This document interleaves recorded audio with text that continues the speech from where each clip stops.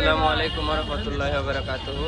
শীতের সময় আইসা পড়ছে, দেখেন সবজির বাজার খুব গরম, জমজমাট সবজি জমজমাট বেচা কিনা হচ্ছে। আর এখন কিন্তু সবজি মোটামুটি কম রেটে পাওয়া যাবে।